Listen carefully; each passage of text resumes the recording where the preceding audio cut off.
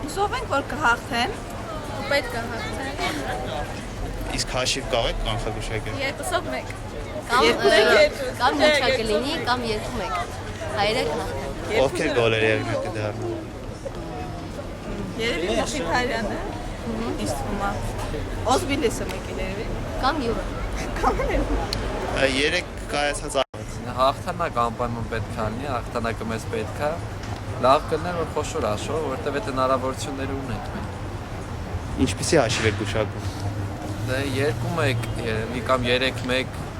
բայց լավ կլներ, որ խոշոր։ Մի քիչ պաշտպանությունը, որ Վալերի Ալեքսանյանը չի խաղալ, չէ, Վարազդա Թարոյանը, որ չի խաղալու կարմիր քարտի համար, դա վտանգավոր։ Դե ես չգիտեի Բուլղարիայի հավաքականը ինչպես է դիմավորել Հայաստանի հավաքականին այդտեղ, իսկ եթե այդ տիպի բանը պատահել այնտեղ, ուրեմն Հայաստանի հավաքականի երկրպագուները շատ իրավացի են վարվել։ Առաջինը նրանք են սկսել, ճիշտ է ռասիստական բնույթի խոսքեր չպետք է հնչեին, բայց եթե այդպիսի վերաբերմունք է ստացել, ուրեմն այստեղի վերաբերմունքը նրանք պետք է ակնկալեին նույնիսկ։ Տեղյակ եք երեք օդանավականում կայացած ակցիայի մասին երկրպագուներով ինչպես եք վերաբերվում։ Ճիշտ են արել, իր պատասխանը մեր ձևին է, ոնց է իրենք են արել, որ մեր հանդեպ այդ ծառայությունները դու չանեն։ Ոնց կարող է չհետևել։ Հայաստանը պետք է կրի, պարտադիր, ցանկալի է ու խոշոր հաշվով։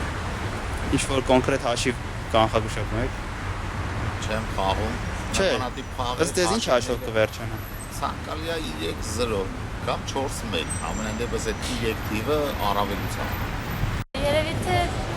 ըստիս 2-0, բայց թե որ մեկը չեմ կարող։ Գիտեմ, որ սուլոսներով, ինչ-որ արհամարական արտահայտություններով են ընդունել, ամենայն դեպս պատասխանը միշտ պետք է արժանի լինի, իրանք էլ են վատ ընդունել մեզ, թող իմանան, որ այդքան էլ բարեհամբույր ձևով չեն ընդունելու իրանց։ Ոնց պատասխան, նենց էլ հակառակ պատասխան։